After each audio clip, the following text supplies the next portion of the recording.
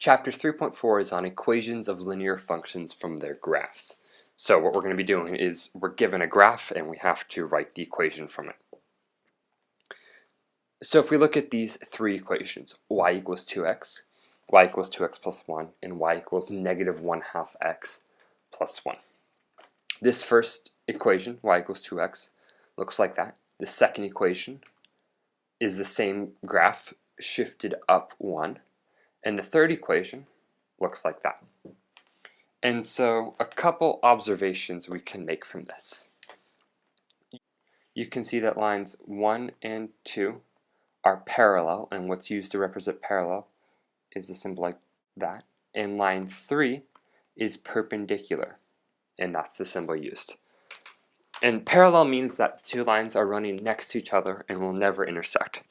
And perpendicular means that the two lines, or in this case, number 3 with lines 1 and 2, intersect at one point in a right angle, which happens here. And so this, taking note of the slopes, it'll help us learn something about perpendicular and parallel lines. So if y equals mx plus b, then you know that parallel lines will have the slope of m.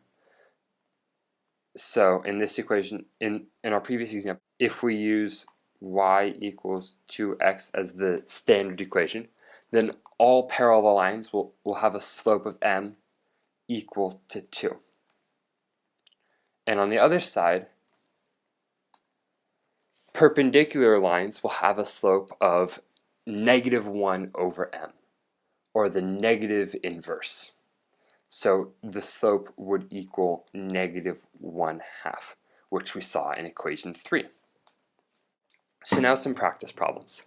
If you're given the information that a line contains the point 3, 7, and has a slope of 11, you're supposed to write the equation in any form you want, but point-slope form is usually the easiest. So we write out our equation. So y minus y1, which is 7, equals m, 11, x minus x1 of 3. And let's transform this into slope-intercept form. So y minus 7 equals 11x minus 33. Y equals 11x minus 26. And then another one contains the point 5, 8, and is parallel to the line y equals 7x minus 6. So because it is parallel, you know that m will be the same as the parallel line. So the slope will equal 7. So again, we can write y minus 8, because y1 is 8, equals 7, which is the slope, x minus 5. And again, we're going to put it into slope-intercept form. So y minus 8 equals 7x minus 35. So y equals 7x minus 27.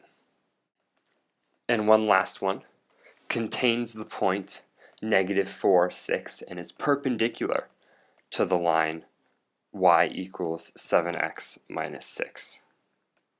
So we know that because it is perpendicular, the slope will equal negative 1/7.